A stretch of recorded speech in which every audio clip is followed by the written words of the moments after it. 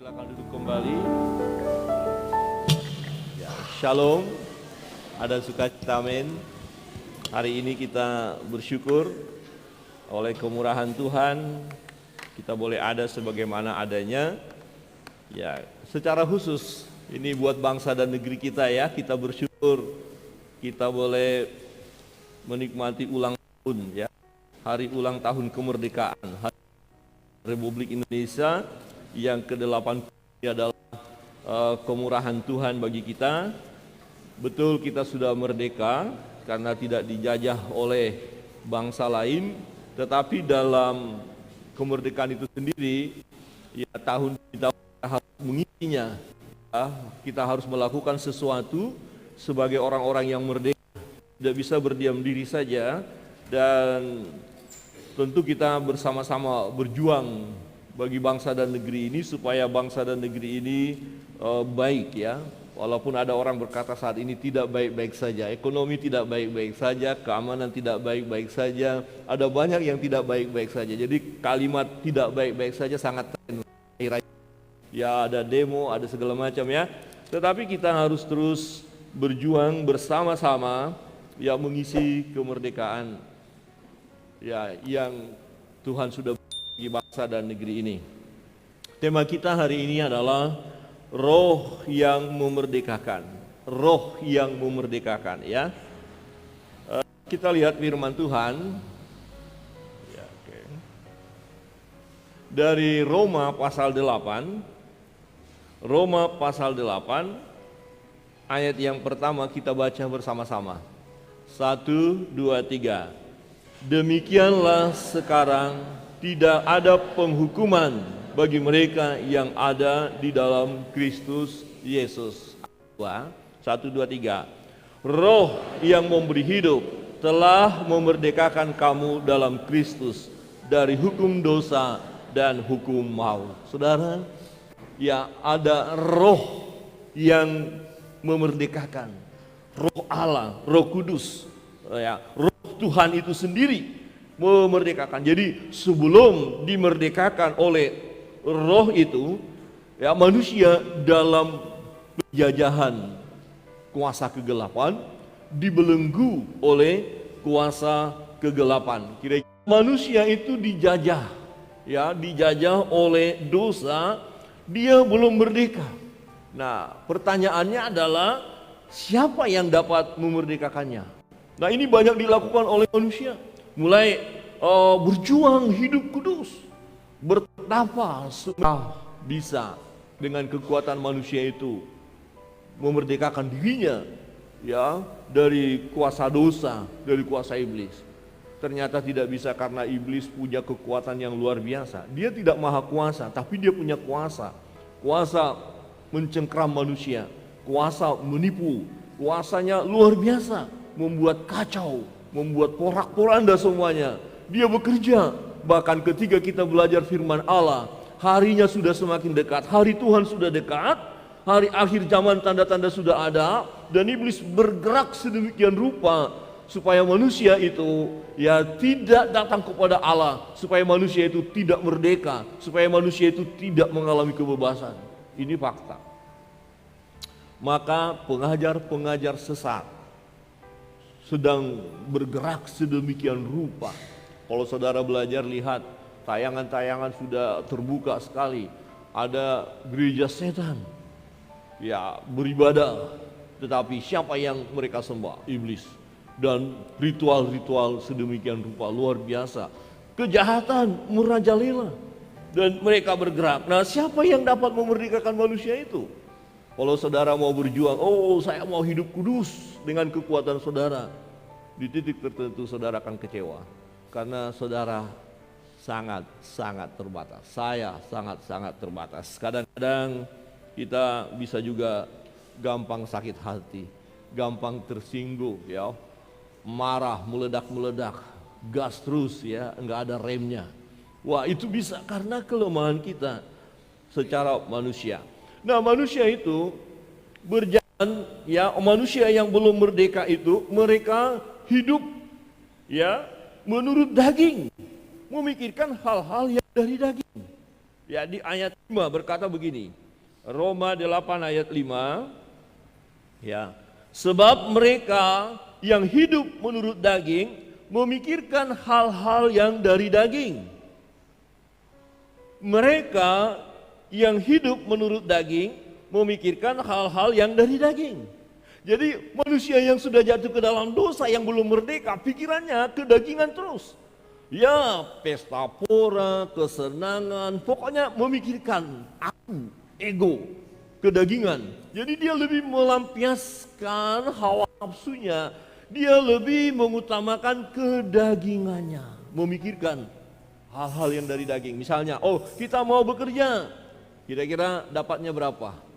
Kita mau melayani, wah melayani loh, ini nanti pengurus akan dilantik. Melayani, wah ini piro, berani berapa? Wah tapi pengurus yang akan dilantik tidak akan bertanya seperti itu. Amin. Yang akan dilantik, amin. Ya, sebab pembekalan sudah dinyatakan, kalau kita mau mencari nama supaya dihargai, supaya dapat ini dapat itu, lebih baik enggak usah. Berarti masih memikirkan hal yang kedagingan tadi. Nah, tetapi banyak manusia saat ini pikirannya ya hal-hal yang dari daging, karena dia hidup menurut daging. Kemarin saya melihat dalam tayangan, wah nggak tahu benar apa enggak, tapi sedang bergejolak, katanya gaji DPR itu 3 juta per hari. Wah mereka nyanyi-nyanyi, joget-joget, 3 juta per hari. Ya, ada yang bilang, loh ini masyarakat kita susah. Ada yang menayangkan bantuan ke negara lain, sementara rakyat di sana ya untuk beli beras harus menukarkan barangnya, miskin sekali. Wah, bagaimana ini kemerdekaan ini? Tetapi satu sisi ada orang-orang yang menurut daging, memang mereka masih belum merdeka. Kalau saudara dan saya memikirkan hal daging saja, itu berarti kita belum merdeka. Ya. Keinginan daging itu adalah maut, saudara. Di ayat 6 berkata begini, ya, karena keinginan daging adalah maut. Keinginan daging adalah maut.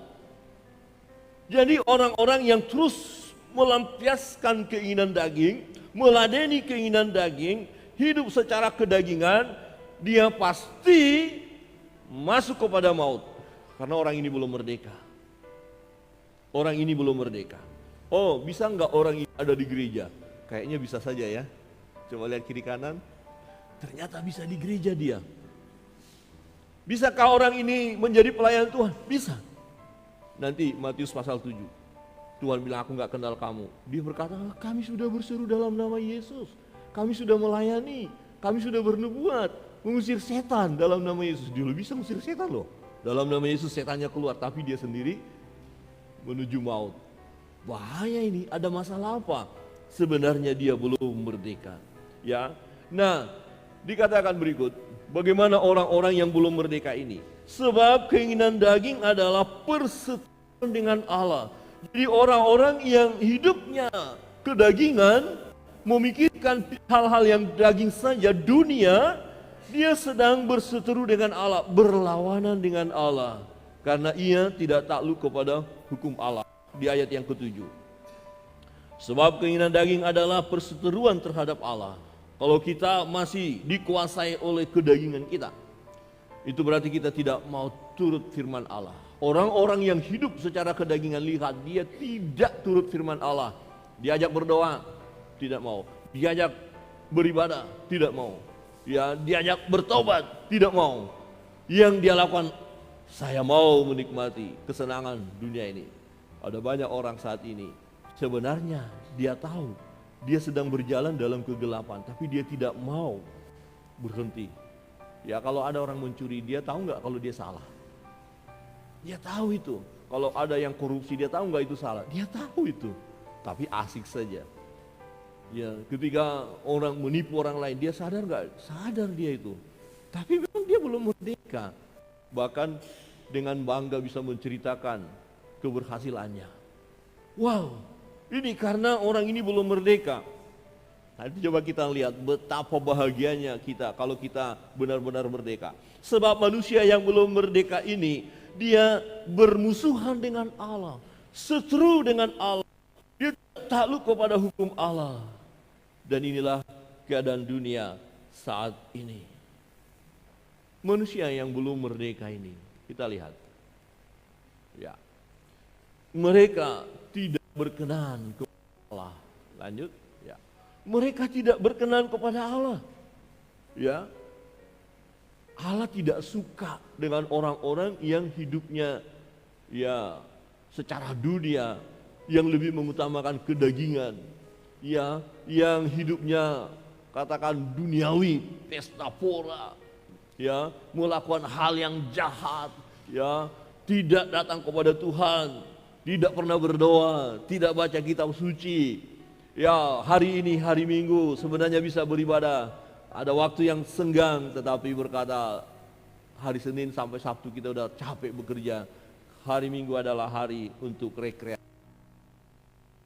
Wow, firman Tuhan katakan mereka tidak berkenan kepada Allah. Yang belum merdeka ini, orang ini tidak berkenan kepada Allah. Kenapa? Karena dia dibelenggu oleh kedagingan, dibelenggu oleh kuasa dosa, dibelenggu oleh iblis, dibelenggu oleh dunia. Jadi sebenarnya hidupnya sangat mengerikan. Walaupun kita lihat secara dunia sepertinya dia sangat berbahagia. Jika kamu hidup menurut daging, kamu akan mati. Ayat 13. Wow. Jadi orang-orang yang sedang berjalan mengikuti keinginan daging, dikuasai oleh dosa ini, dibelenggu oleh iblis, belum merdeka dia, maka dia sedang berjalan menuju kematian. Itu jelas di ayat 13 berkata. Jadi saudara-saudara, ya dikatakan di ayat 13, sebab jika kamu hidup menurut daging, kamu akan mati. Ya, nanti kita lihat sebaliknya. Ayat berikut berkata, tetapi jika oleh roh kamu mematikan perbuatan-perbuatan tubuhmu, kamu akan hidup. Jadi ada perbandingan. Nanti kita lihat bagian yang kedua. Ya, orang yang sudah dimerdekakan itu yang bagaimana. Nah, manusia yang belum merdeka, ya akan mati. Dalam pengertian ini binasa, maut, masuk neraka. Ya, karena orang menurut keinginan daging.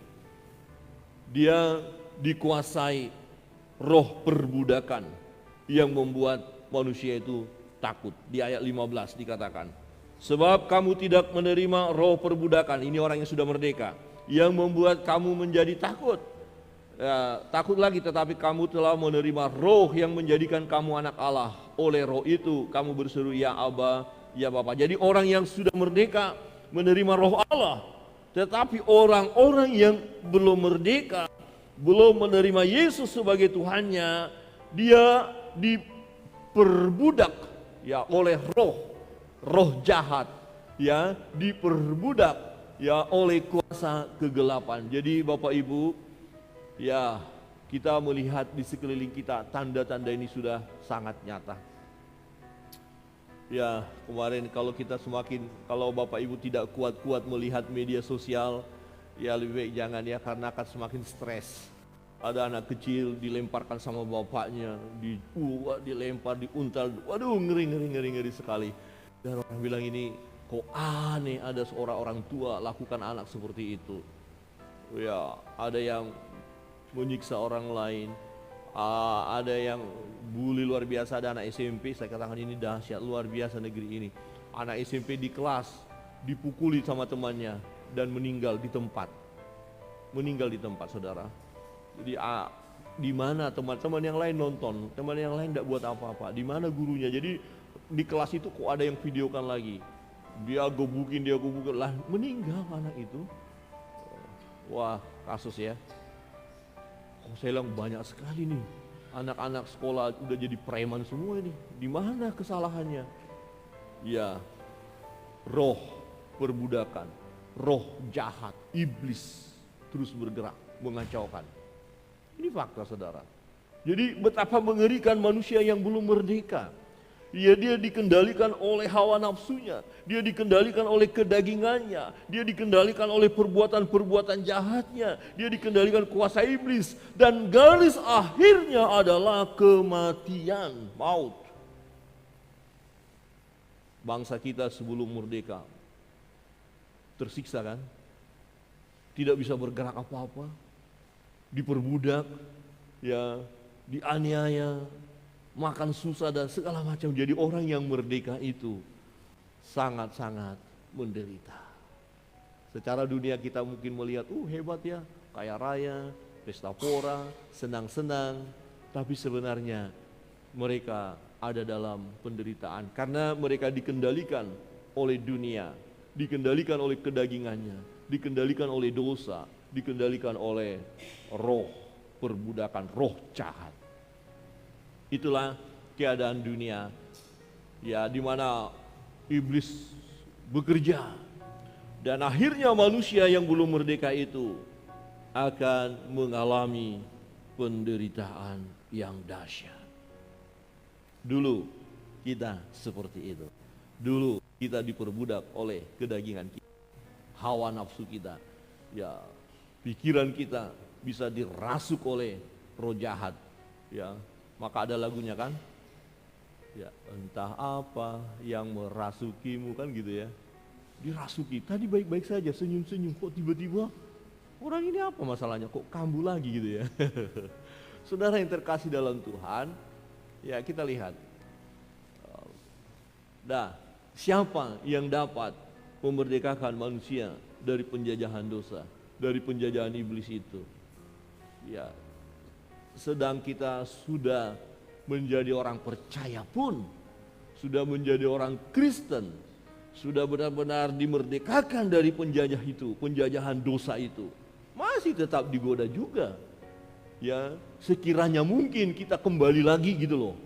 Ya, tetapi roh itu, roh yang memerdekakan itu besar kuasanya. Roh yang ada padamu lebih besar kuasanya daripada roh-roh yang ada di dunia ini. Amin.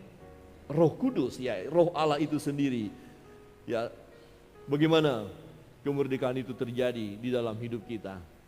Ya, manusia yang sudah merdeka, Roh Kudus ada di dalam manusia itu, di dalam diri manusia itu. Ya, lanjut. Ya, jadi Roh Allah, Roh Kudus itu pribadi ketiga dari Allah Tritunggal ada di dalam diri manusia. Kapan itu terjadi? Kapan seseorang di mana Roh Kudus ada di dalam dirinya? Lanjut. Ya, Roh Kudus ada di dalam diri manusia saat ia percaya kepada Yesus. Saat dia menerima Yesus sebagai Tuhan dan Juru Selamatnya secara pribadi. Menerima Yesus. Ya, percaya kepada Yesus. Waktu orang itu percaya kepada Yesus, firman Tuhan katakan dimeteraikan oleh Roh Kudus. Ya, kira-kira kalau kita buat perjanjian, ada meterai, itu sah, dan meterai tidak pernah bongkar pasang. Jadi dimeteraikan, dicap, ini sah, ini resmi, ini jaminannya. Ya, jadi kita sedang berjalan saat ini di mana Roh Kudus ada pada kita oleh karena kita percaya kepada Yesus. Yesus yang datang dari surga itu menjadi manusia. Menjadi manusia untuk apa? Untuk menanggung kelemahan manusia itu. Sebab kita sendiri tidak bisa menanggung akibat dosa kita. Kita tidak akan sanggup. Maka Tuhan Yesus menerima itu semua, dan untuk itu dia jadi daging yang juga mengalami kelemahan secara daging. Supaya kelemahan-kelemahan manusia secara daging ditimpakan kepadanya dan dia selesaikan di kayu salib itu. Waktu saudara dan saya percaya kepada Dia yang menyelamatkan kita, yang memerdekakan kita, roh kebenaran itu, Roh Kudus ada pada kita. Amin. Perhatikan, lanjut. Manusia yang sudah merdeka itu, firman Tuhan katakan, lanjut, tidak ada penghukuman lagi. Kan sudah merdeka, sudah bebas. Ayat pertama berkata, demikianlah sekarang tidak ada penghukuman bagi mereka yang ada di dalam Kristus Yesus. Saya sudah ada di dalam Kristus Yesus. Jaminannya apa? Roh Kudus ada pada saya. Oh, nanti kamu akan dihukum, kamu akan masuk neraka. Oh tidak, kenapa? Roh Kudus yang memerdekakan saya. Karena Kristus ada di dalam saya percaya kepada Yesus dan saya dimeteraikan oleh roh itu. Jadi kita bukan orang-orang yang sedang berjalan menuju maut, bukan. Dan bagaimana perjalanan hidup kita? Ya lanjut, lagi. Ya, dikatakan mereka hidup menurut roh, memikirkan hal-hal yang dari roh. Saudara hidup menurut roh, memikirkan hal-hal yang dari roh. Saya hidup menurut roh, memikirkan hal-hal yang dari roh. Ya, kata mereka, yaitu mereka hidup menurut roh, kita ganti kata mereka dengan saya. Saudara berkata, ya, saya. 1, 2, 3. Saya hidup menurut roh, memikirkan hal-hal yang dari roh. Roh yang dimaksud ini roh Allah. Berarti kita memikirkan kebenaran, memikirkan firman. Ya, kita tahu mana yang harus kita lakukan. Kebenaran itu yang memerdekakan kita. Jika ada pikiran jahat mulai masuk, roh kebenaran itu bekerja, diberitahukan kepada kita. Itu tidak baik. Oh, saya mau menganiaya orang itu. Ini rancangan manusianya, tapi roh itu berkata, ada kepekaan bagi kita.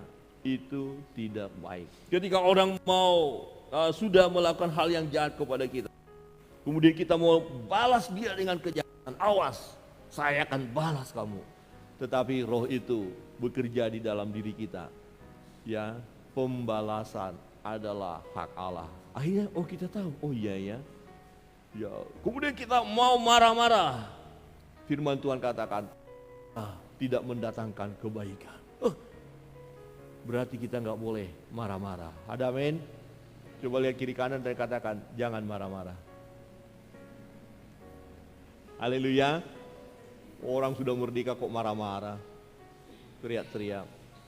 Jadi orang yang marah-marah berarti belum merdeka. Ya, coba katakan kiri kanan ini penting, kalau marah-marah kayaknya belum merdeka. 1, 2, 3. Marah-marah maksudnya di sini marah-marah yang tak terkendali ya. Ada marah itu dalam pengertian untuk mendidik, bukan marah menimbulkan dosa, ada itu. Jadi kalau marah yang dimaksud itu menimbulkan dosa. Bentak-bentak, kata kasar. Masa suami lagi marah sama istri dibilang, monyet lo. Akhirnya istrinya bilang, suaminya siapa? Ya monyet juga dong kalau begitu. Enggak, di sini enggak ada. Orang tua berkata kepada anak, anjing lo. Terus anaknya bilang, bapaknya siapa? Ya anjing juga, ya kembali lagi ya. Mamanya bilang sama anaknya, babi lo. Anaknya bilang, mamanya siapa? Bahaya itu. Sudah merdeka untuk itu? Merdeka dari kata-kata yang tidak baik, amin. Merdeka dari pikiran kotor, amin. Merdeka dari dendam sakit hati, amin. Ya, aminnya kecil, amin. Dipaksa. Keinginan roh adalah hidup dan damai sejahtera. Nah, ketika kita mengikuti keinginan roh itu, kita mau misalnya gini, oh saya mau membalas dia yang melakukan hal yang jahat kepada saya. Kemudian roh itu mengingatkan kita bahwa ya pembalasan itu hak Allah. Kemudian kita mendengar suara itu. Oh baik Tuhan, saya tidak akan membalas. Maka ada damai sejahtera. Kalau saudara bisa mengampuni orang lain, saudara akan mengalami damai sejahtera. Tapi kalau saudara tidak bisa mengampuni orang lain, selama saudara tidak mengampuni orang itu, saudara tidak akan ada damai sejahtera. Setiap kali ingat namanya, bisa gigi gertak, gitu ya, nggak sejahtera jadinya. Jadi kalau kita tidak sejahtera, itu bisa mempercepat proses kematian. Coba katakan kiri kanan, bisa mempercepat proses kematian. Ya kan napas juga jadi nggak lancar, toh. Masa ada orang yang lagi marah napasnya tenang? Enggak, orang yang lagi marah itu napasnya bahaya itu. Tiba-tiba klepnya nggak terbuka, kan bahaya. Setuju ya? Keinginan roh. Jadi kita mau ikuti keinginan roh. Ada hidup yang kita nikmati, yang daripada Allah. ada damai sejahtera. Bukan berarti nggak ada masalah, ada, tetapi kita bisa hadapi masalah itu dengan tenang. Roh yang ada padamu lebih besar kuasanya daripada roh-roh yang ada di dunia. Kalau ada orang lain yang menyakiti hati kita, memusuhi kita, bukan dia. Firman Tuhan katakan kita menghadapi bukan darah dan daging, musuh kita bukan darah dan daging, tapi roh-roh. Jadi roh jahat yang masuk kepada orang itu, kemudian orang itu mau menyakiti hati kita, jangan kita balas orang itu. Tapi kita bawa di dalam doa, Tuhan, orang ini Tuhan mau merancangkan yang jahat kepada Tuhan, Engkau Allahku. Aku tahu aku tidak boleh benci dia, aku harus mengasihi dia. Dia sahabatku, dia keluargaku, dia saudaraku, dia sesamaku. Iblis yang masuk ke dalam dirinya, maka kita berdoa kepada Tuhan. Kuasa kegelapan, kuasa si jahat yang masuk dalam pikiran saudara saya ini, aku patahkan kuasanya dalam nama Yesus. Maka orang itu nanti akan merdeka. Amin. Saudara bisa, ya, mampu untuk itu. Saudara yang terkasih dalam Tuhan, kita lihat manusia yang sudah merdeka, ya, lanjut.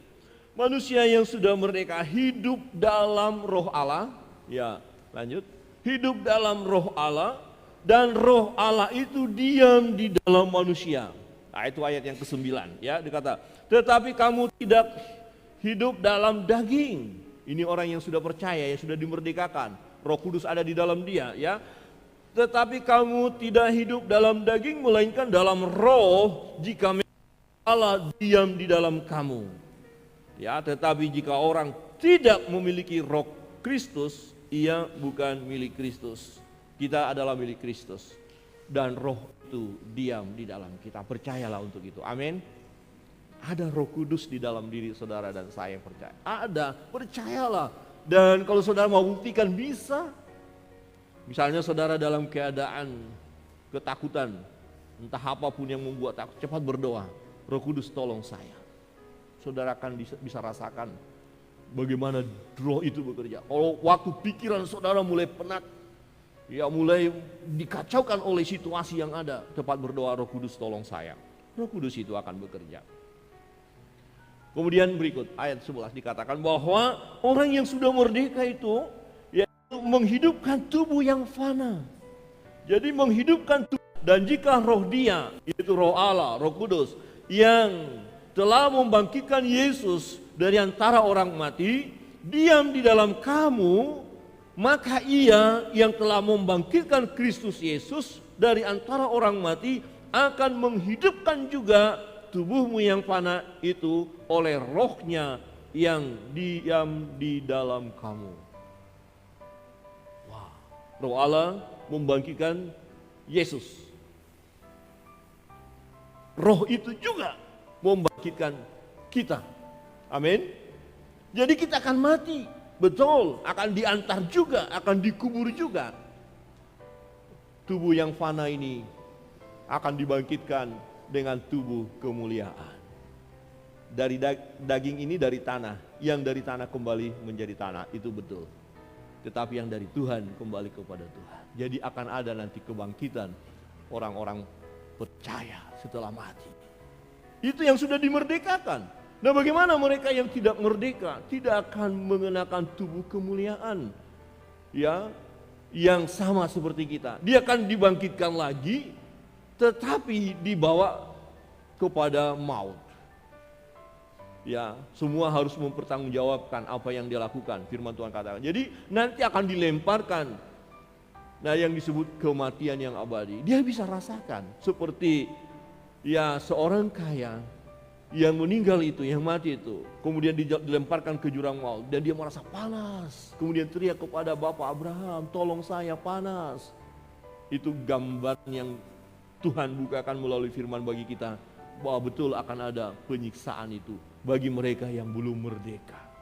Tetapi kita yang sudah merdeka, tubuh yang fana akan dihidupkan oleh Allah, akan dibangkitkan.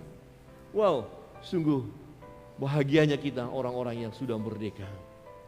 Lanjut, manusia yang sudah merdeka dikatakan, ya lanjut, jika oleh roh kamu mematikan perbuatan-perbuatan tubuhmu, kamu akan hidup. Ini yang menarik.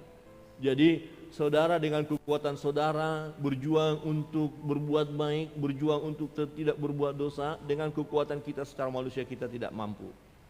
Tapi bagaimana, misalnya gini, kebiasaan saya kok jelek sekali. Oh, saya sudah berjuang supaya berbuat baik tapi kok gagal terus ya. Terus gimana dong? Nah, dikatakan apa? Jika oleh roh kamu mematikan perbuatan-perbuatan tubuhmu, perbuatan daging tadi, tubuh kita. Apa artinya?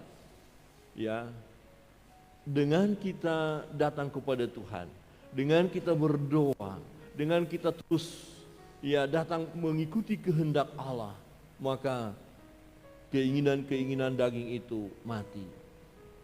Itu pasti. Nah, seperti gambarannya beberapa waktu lalu saya sampaikan, air yang kotor itu ketika dimasukkan air bersih terus, maka kotoran itu keluar. Jadi semakin hidup kita berkenan kepada Allah, merenungkan firman Tuhan, dengan otomatis nanti saudara sadar ketika ketemu firman berkata, ya jangan membunuh, kemudian membunuh, jangan memfitnah, kita nggak boleh, dan suruh hormati ayah dan ibumu. Nah, ketika kita terus renungkan, itu dengan sendirinya mengubah hidup kita. Itu pasti Bapak Ibu. Jadi berikan roh itu, mengerjakannya di dalam hidup kita. Dengan kata lain, ya pekalah kepada suara Roh Kudus. Jadi seseorang ketika dia melakukan hal yang jahat, roh itu bekerja kok. Aduh, ini saya, misalnya orang tua kebablasan mendisiplin anak. Aduh, Tuhan maafkan aku, ampuni aku Tuhan, sudah terlalu kebablasan tadi mencubit anak. Boleh dicubit tapi jangan sampai mencelakakan dia. Tapi kita sadar, kemudian kita ubah lagi pola hidup kita. Jadi ini yang disebut manusia yang sudah dimerdekakan itu, dia dibaharui dari hari ke sehari. Seperti saudara, Bapak Ibu, terus dibaharui sehari demi sehari, terus dibaharui. Amin. Amin. Pastilah, masa lagunya ya tak berubah dahulu sekarang selama, enggak, pasti berubah.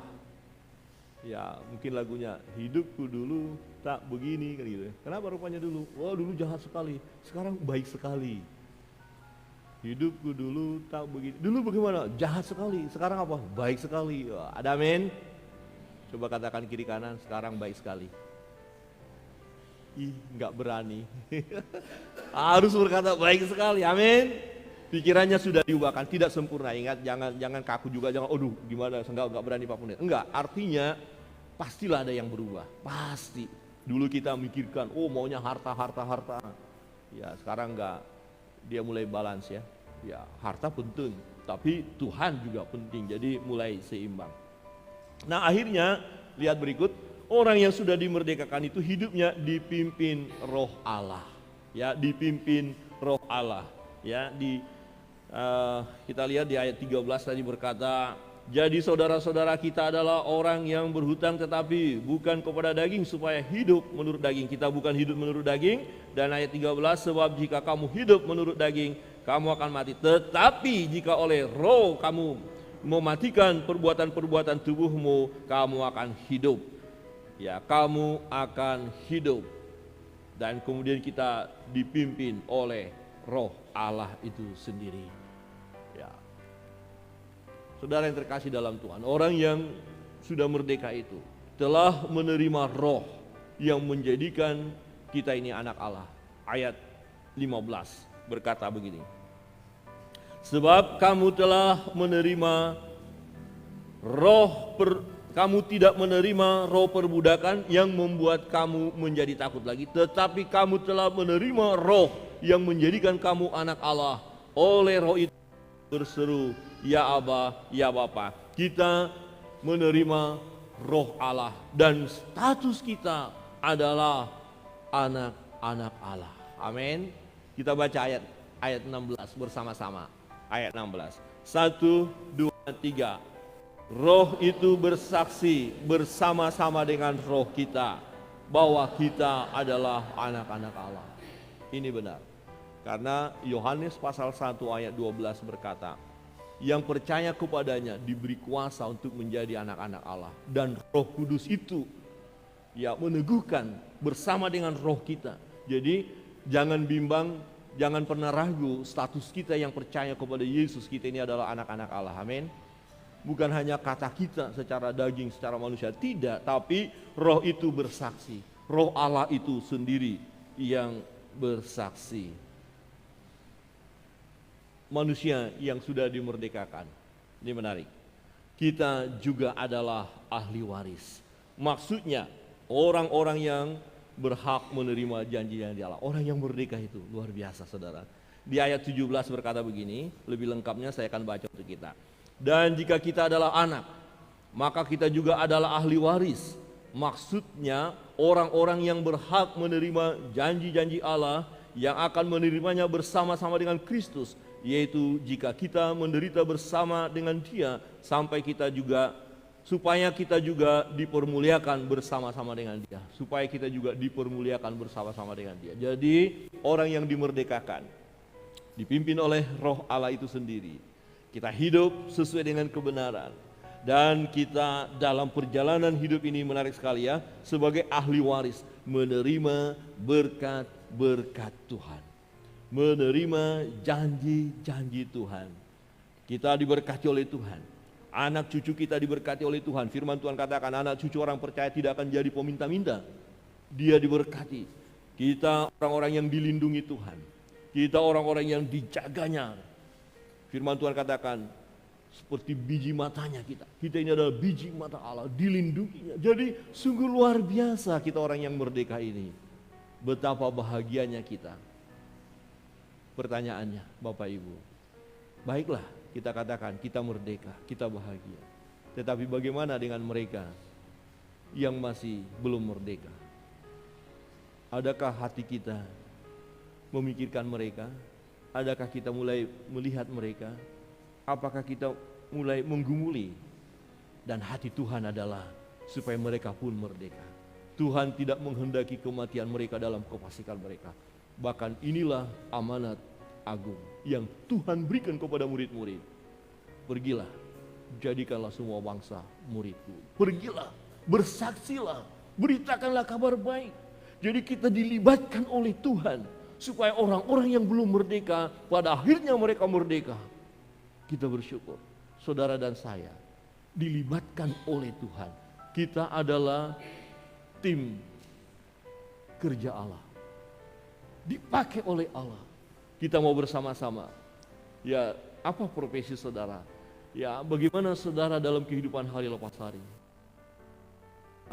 Ladang yang Tuhan siapkan, di mana kita mau dipakai oleh Tuhan sebagai alat di tangannya, supaya mereka pun akhirnya merdeka. Ya. Merdeka? Amin. Kebenaran firman Tuhan pada pagi hari ini, kita lihat, kita bersyukur bahwa kita sudah mengalami kemerdekaan.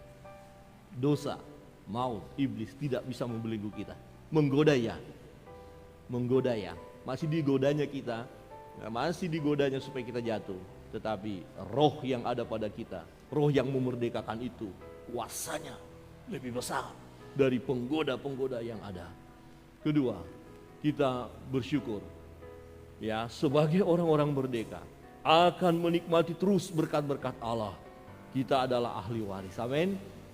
Dan yang ketiga, kita bersyukur bahwa Tuhan melibatkan kita untuk memerdekakan orang lain. Kebenaran firman Tuhan kiranya memberkati kita. Mari.